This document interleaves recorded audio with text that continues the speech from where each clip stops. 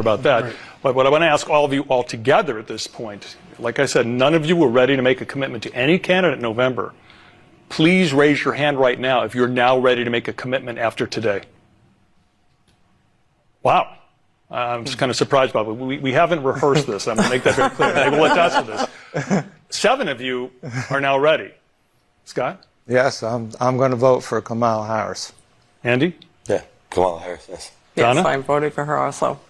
Sean? Sean? Yes, Kamala. Sabrina? Kamala. Patrick? Kamala. Brian? Trump. Trump. And finally, Lindsay. Still probably not voting. You don't like either of them? Nope. Okay. What led to you all making a decision? Was it that decisive of an evening, Scott? Yeah, I really, as I said before, I really liked her confidence. She's really seemed presidential. She seemed very confident. Like I said, she spoke from her heart. I liked how she filled you in on her background, that she struggled, her mother struggled, all right. Middle-class family. This is Michael Popok, Legal AF. You just heard a focus group in Pennsylvania of 8 undecided voters who watched Kamala Harris deliver her acceptance speech, and then after it, the vast majority of them made up their mind who they were going to vote for, and her name was Kamala Harris. You just saw CNN, even the reporter for CNN you just saw was surprised that 8 people came into a room undecided, and 6 are leaving the room firmly ready to vote for Kamala Harris based on what the overall totality of the Democratic National Convention, a rousing success for Kamala Harris. We'll talk about that for a minute, and how it portrayed her, the party, its policies, its platforms, its joy, its patriotism, its defense of freedom and liberty, all of that. And then an amazing, perfectly pitch-perfect delivery by Kamala Harris of her acceptance speech. For those out there that think, well, acceptance speeches don't matter, and for many people, this was the first time they got to hear from Kamala Harris in a presidential setting where she rose to the occasion. The speech that went on for, 30 to 40 minutes had a biographical touch, telling people who she is and where she came from. But then it talked about policy and policy differences. And then in the last third, it took on Donald Trump by name, point blank, as a prosecutor, point by point, taking him down and establishing to the American people that Donald Trump is disqualified from ever being in the Oval Office again, certainly being the commander-in-chief of the armed forces. Anybody that listened to that with ears, eyes, and a brain had to have come away with, this person is presidential. This person has leadership. This person has values that align with my own. I want to vote for this person. And that's why the CNN reporter in a battleground state like Pennsylvania that Joe Biden did not prevail in. Actually Biden did, but Clinton did not earlier lost Pennsylvania, and Kamala Harris needs Pennsylvania now, desperately needs it in a battleground state. This is a terrible sign for Donald Trump. There were 8 people that entered that locker room. 1 walked out saying that they're voting for Donald Trump after watching Kamala. And the second one said, I'm still not voting. But 6 are now voting for Kamala Harris. And there's a reason for that. There's a reason that Kamala Harris is polling so well against Donald Trump in the battleground states. Look at the numbers. She's up 16 points with women since she announced her candidacy. She's up 16 points or more with under 45-year-old voters. She's up almost 20 points with black and brown voters. She's up double digits in first-time voters. All of the undecideds, the majority of the independents, the supermajority of the women have all cut decidedly to Kamala Harris since she announced, and you see it not just in polling. Sure, you see it in polling, the numbers that I just gave you. And that explains, it's not uniform, it's a little bit chunky, the support for her. Although all of those people were just white people in Pennsylvania, basically, men and women, who now have all decided in the majority, 2/3 are now voting for Kamala Harris, right? Or 3/4 are now voting for Kamala Harris. So it's her support is a little bit chunky. It's the under 45s, it's the college educated, it's the Gen Z and Gen X. in all of that. It's women. And the result is that's why you're seeing her improve by 3 to 5 to 6 points or more in the battleground states from where Joe Biden was. That's the reason. This is what's pulling her across the finish line. And you can see it. Even though I just gave you the demographics of where she's gained the most support, look what just happened in that Pennsylvania focus group that was just put together by CNN. That's why this is a disaster. This is the canary in the coal mine for Donald Trump. And it's not just in the polling, it's in the dollars. The Democratic Party, PAC supporting Kamala Harris and Kamala Harris campaign have brought in over $500 million, $500 million just in the last month or so. Donald Trump pales in comparison. He's brought in about a third of that. People are voting with their pocketbooks. People are voting with their wallets, and they're voting for Kamala Harris in overwhelming numbers.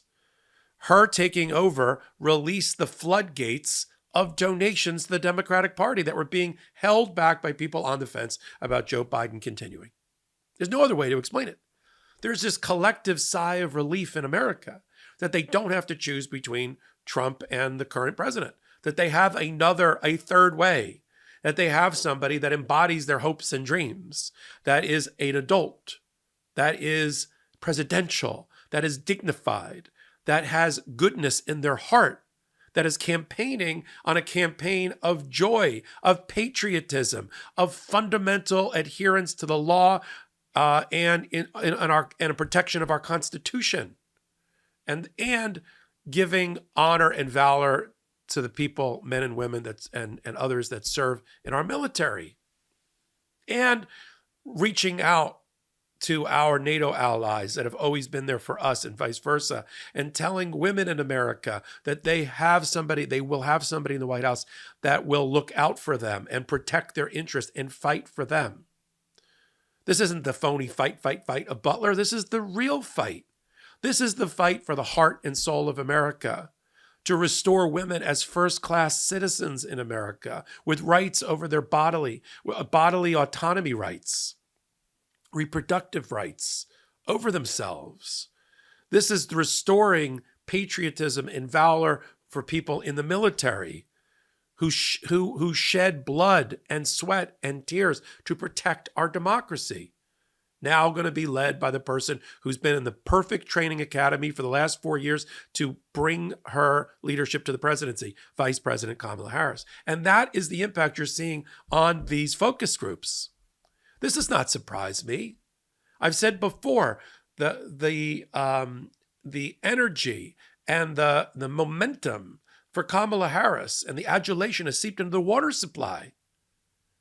And Donald Trump has no way to fight it. He does not have an antidote for the infectious spirit and leadership and presidential power of Kamala Harris and the promise of Kamala Harris. Last time I saw this was, and I was part of it, was the groundswell of support for Barack Obama.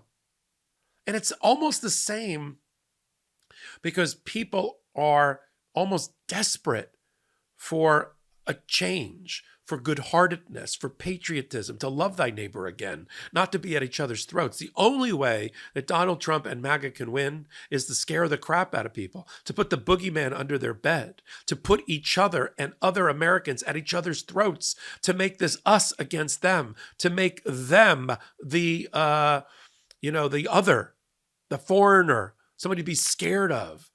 Democrats aren't running on that platform. Democrats are running on love. They're running on hope. They're running on change. They're running on goodness and toughness. So as a kid, I loved eating cereal. But as an adult, I don't want all that sugar, and most cereals don't give me the protein I need. Then I found Magic Spoon, a nostalgically delicious cereal that tastes just like my childhood favorites, but without the sugar and with a ton of protein. And if you're already a Magic Spoon fan, I got big news. Magic Spoon has turned their super popular cereal into high-protein treats that are light, crispy, and taste just like those classic crunchy cereal bars. Magic Spoon's brand new treats are so delicious, they've already become my favorite before and after gym snack. Every serving of Magic Spoon cereal has 13 grams of protein, 0 grams of sugar, and 4 grams of net carbs, so you can feel good about what you're eating. The most popular flavors are fruity and cocoa, and there's so many more. Magic Spoon's brand new treats are crispy, crunchy, airy, and an easy way to get 11 grams of protein on the go. And for the first time ever, Magic Spoon treats are available in grocery stores with delicious flavors like marshmallow and chocolatey peanut butter. My favorite is Magic Spoon's chocolatey peanut butter treats. And by the way, they're my wife's favorite too. They're our favorite late night snack. Get $5 off your next order at magicspoon.com/legalaf or look for Magic Spoon in your nearest grocery store. That's magicspoon.com/legalaf for $5 off. Magic Spoon, hold on to the dream. If you watched her speech, there's no other way to interpret Kamala Harris than as a tough as nails, but compassionate former prosecutor who's going to lead this country in the right direction and has and exhibits great judgment. There's no other way to describe what just went on during the Democratic National Convention. There's a number of ways that you judge a presidential candidate. One of them is how they run their campaign. Kamala Incorporated as the CEO, how's she doing? Right? That you don't want to sell her short, buy her stock. She is doing a 7-star job running her campaign. Look how well oiled it is. Look how great it is. Look how professional it is. That's a credit to her. All credit goes to Kamala Harris. So one, how is she running her campaign? How did she run the convention? Do you think that was organized by somebody else? Kamala Harris decided on every detail for that convention. Who would speak, when they would speak, the momentum of their speech. I mean, she didn't approve the speeches, but she got a sense of what their speeches were going to be, the nights they were going to speak, and who wasn't going to speak, and how the platform, the party, and Kamala Harris and Tim Walz were going to be presented to the American people for their coming out party. That is all Kamala Harris. And how'd that go? Compare that to whatever that thing was in Milwaukee with the MAGA. Right? Compare it to that hellscape. Okay? If you were just coming down and you were really neutral and independent, you were just watching just the conventions, who would you vote for? The decision's obvious. So how did she run her campaign? A+. How did she run her convention? A+. Who did she pick? The decision-making, the judgment she showed in picking who she picked for her vice president, Tim Walz, A+. And now run that same test against Donald Trump. I left out one.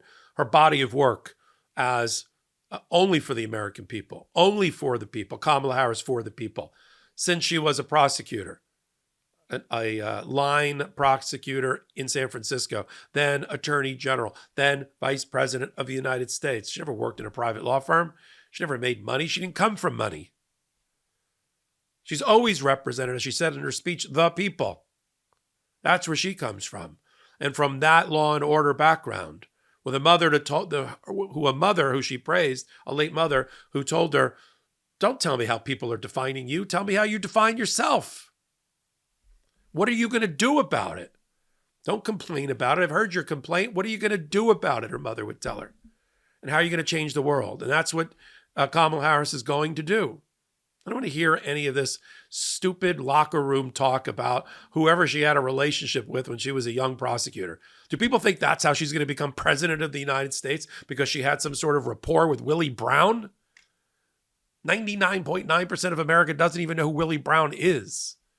She served on some committee or council when she was a young prosecutor. Who cares? How many men in America over a golf game or in the bathroom urinal have gotten a leg up? No pun intended. Right? And so she has earned the job. She is one of the most accomplished people ever to have run for president. Look at her body of work as vice president, along as a co-partner with Joe Biden, the Biden-Harris campaign and the Biden-Harris administration. Now look at Donald Trump on all of those checklists. How did he run his campaign? How's that going?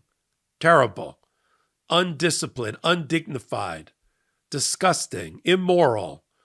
And that's just his rallies and his comments and his social media posts. How about his pick of vice president?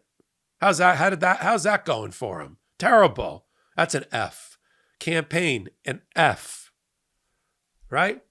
And then his body of work as president, F. And if you like all that, you want to see a person with straight Fs on his report card in the White House, you know who to vote for.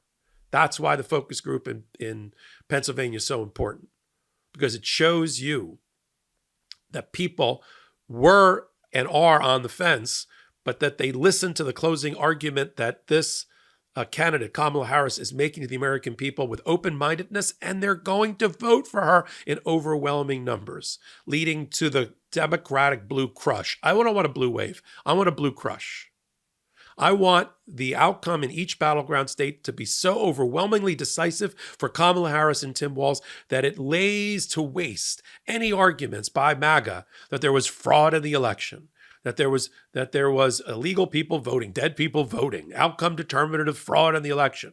I don't want to win by 10,000 and 12,000 and 14,000. I want to win by 100,000 and 200,000 in all the battleground states. Your vote counts. For those that say my vote doesn't count, we have razor-thin margins in each of the battleground states, right? Michigan, Wisconsin, Nevada, Georgia, Arizona, Pennsylvania. These are all important.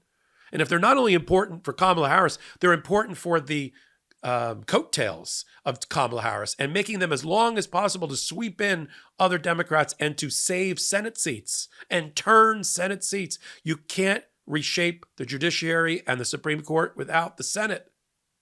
So every one of those states, and even in other states like Montana, well, Montana's going to go for whoever. Yeah, but John Tester needs your votes. He's down 5 points for the Senate seat in Montana. So if you live in Montana and you're a Democrat, or you're an independent, and you think the Kamala Harris candidacy and her administration is better for America, for patriotism than the other guy, then you got to go vote for John Tester. Even if it means splitting. If you're a Republican, same thing. Split your ticket. Split your ticket if you felt you had to vote for Donald Trump. I'm going to continue to follow these focus groups and what it means so closely. We're talking about right after the closing night. We haven't even seen the real convention bump. Look out for Donald Trump. His best week, the apogee of his campaign, was whatever happened to him in Butler, Pennsylvania. I mean, I don't really know what happened to him. I mean, other than some sort of concussive disorder that he's suffering from. I mean, I've seen people with better bandages after they've had a ear piercing go awry. But let's put that aside for a minute. That happens. Mar-a-Lago, thumbs up. Mar-a-Lago gets dismissed by his handpicked judge, right? And he goes into his convention. He's not getting a better bounce, and all those things happened in July. The election is not in July. Last time I looked, it's in November. You don't win the pennant in July. You win the pennant in November. That's why they don't call it a July surprise. They call it an October surprise. Okay? And Donald Trump already had his July surprise in July, right? That is the highest he's ever going to get in this election. Look at Kamala Harris. She hasn't even gotten her convention bump yet. We're starting to see the trickles of it right now by focus groups like that. And so we will be pleasantly surprised, I believe, when we see the 2, 3, 4, 5% bump that she's going to get as it wends its way and kind of rips its way through the battleground states. Continue to follow it all on the MeidasTouch Network. I got a show. It's called Legal AF. There it is. Wednesdays, Saturdays, 8 p.m. Eastern Time. We curate the top stories at the intersection of law and politics. Sometimes it's heavier on the politics. Depends what's going on. And we do it for you. You can watch live recording. You want to watch your YouTube podcast live and participate in live chats with the podcast hosts? You can do it. Legal AF, free subscribe right here to the MeidasTouch Network. You want to listen to your podcast? That's okay. I'm OG. I like listening to my podcast. Go on all your podcast platforms, plug in Legal AF, and you can pick us up there. So until my next hot take, until my next Legal AF, this is Michael Popok reporting. Heary, heary, Legal AF Law Breakdown is now in session. Go beyond the headlines and get a deep dive into the important legal concepts you need to know and we discuss every day on Legal AF. Exclusive content you won't find anywhere else, all for the price of a couple of cups of coffee. Join us at patreon.com/legalaf. That's patreon.com/legalaf.